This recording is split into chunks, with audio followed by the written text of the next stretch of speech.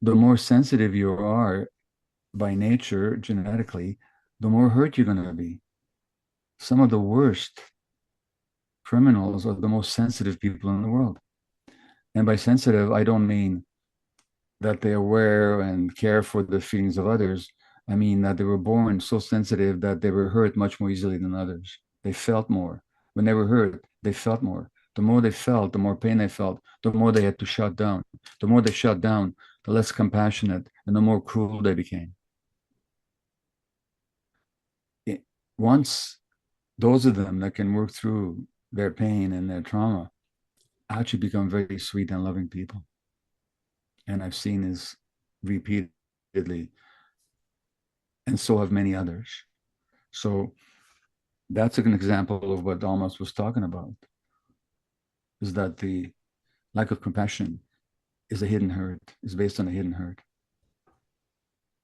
Gabor, do you believe, it sounds like you do from what you're saying, that we're born with different levels of sensitivity, that some of us are genetically more sensitive than others? And what is the research behind that? Or Well, that's the research. Is that some are just born more sensitive than others, and that means certain chemical messengers in their brains are differently configured, and it means that these people, when they're well treated, they become creators and artists and leaders and shamans and whoever, joyful, but when they're hurt, they're traumatized all the more. And there's I think a Canadian born, but now he's working in California, a pediatrician called Tom Boyce, who wrote a book called Daffodils and Dandelions. And one of them is the very sensitive kid. And the less sensitive kid, they can endure a whole range of experiences and not be so hurt by it. The more sensitive ones, they're more hurt. So I think that's what's genetic. When the people talk about genes for addiction or mental health issues, no.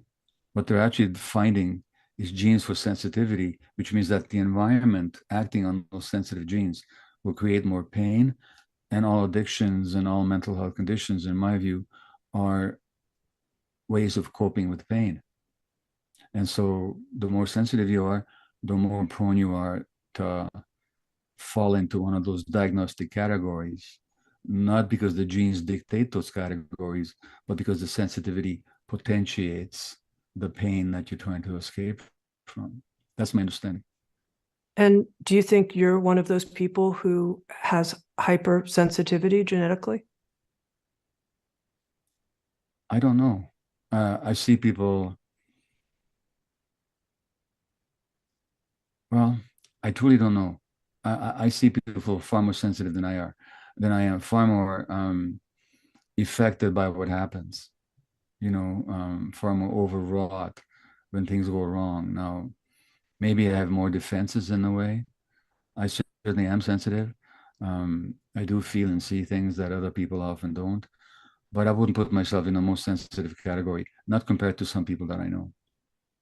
Yeah, I think the question that comes up for me and is, I've heard a lot of people use highly sensitive person language to sort of defend or explain why it's so hard for them to make healing progress in their life or this or that. And I wonder how to not use that information or that possibility as a kind of excuse for all kinds of things. Yeah, it should not be a limitation. It should actually be opening for more liberation and more creativity and more joy and more freedom, actually, properly understood. So neither are